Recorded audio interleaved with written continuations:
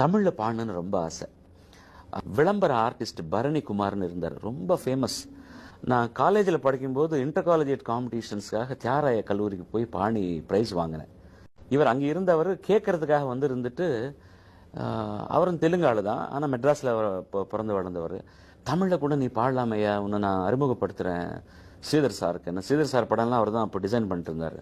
நான் சொன்னேன், எனக்கு தமிழ் ஒன்றுமே வராதுங்க, தமிழ் சுத்தமாக உச்சரிக்க வராது, எனக்கு யார் சான்ஸ் கொடுப்பாங்க, அதெல்லாம் பார்த்துக்கலாம் வாயா அப்படின்னு சொல்லி நெஞ்சிருக்கும் வரை படம் பண்ணிட்டு இருந்தார். அப்போ எங்கள் ஆஃபீஸ் சித்ராலய ஆஃபீஸ் வாங்க, அங்கே விஸ்வநாதன் சார் இருப்பார், அவர்கிட்ட பாடி காமிக்கலான்னு அங்கே போனேன். ஒரு ஏறத்தாழ 70-80 மியூசிஷியன்ஸ் எல்லாம் உட்காந்து ரிஹர்சல்ஸ் பண்ணிட்டு இருந்தாங்க. என் வாழ்க்கையில் பார்த்தது கிடையாது அத்தனை பேர். நான் ஆர்கெஸ்ட்ராலாம் ரிஹர்சல்ஸ் பண்ணிட்டு இருந்தாங்க. உள்ளே போனேன். அவரை வேலையெல்லாம் முடிச்சதுக்கப்புறம் ஸ்ரீதர் சார் இந்த மாதிரி பரணி இந்த பையனை கூட்டின்னு வந்தால் பாடுவாங்கன்னா கொஞ்சம் கேட்குறீங்களா? சரி பாடு தம்பி, நான் அரமனை வச்சுக்கிட்டார். நான் ஒரு ஹிந்தி பாட்டு பாடினேன், தோஸ்தியில் ஒரு பாட்டு எனக்கு ரொம்ப பிடிக்கும், ரஃபி சார் அப்படின்னா. அது பாடினேன். அவர் ரொம்ப ரசிச்சுட்டு தமிழ் ஏதாவது பாடு தம்பினார். நான் சொன்னேன், சார் தமிழ் எனக்கு புத்தகம் இருந்தால் பாடுவேன், ஆனால் அது கூட தெலுங்கில் தான் எழுதி பாடுவேன், சில பல்லவிகள் மட்டும் எனக்கு வரும். சரி என்ன பல்லவி வரும் பாடு அப்படின்னார். நிலவே என்னிடம் நெருங்காதே, நீ நினைக்கும் இடத்தில் நான் இல்லை. அந்த அளவுக்கு அந்த ஞாபகம் இருந்தது. மற்றதெல்லாம் தனனா நானான்னு பாடுவேன் சார்னு.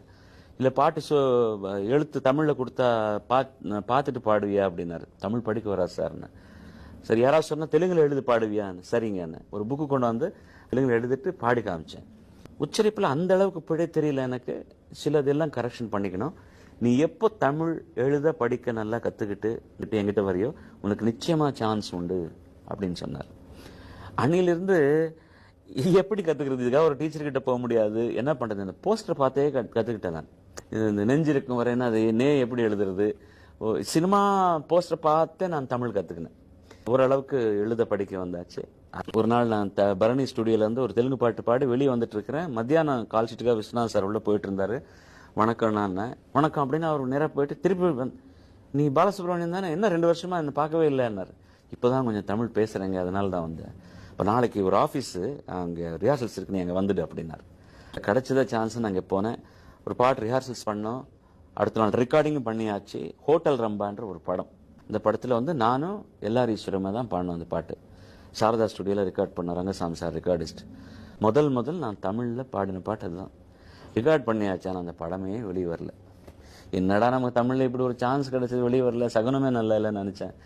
ஆனால் அவர் ரொம்ப என்கரேஜ் பண்ணி அடுத்தது ஜெம் மூவிஸ் ஆஃபீஸ் கொண்டு போய் சாந்தி நிலையம் படத்தில் எனக்கு முதல் சான்ஸ் கொடுத்தாங்க. இயற்கை என்னும் நிலைகனி.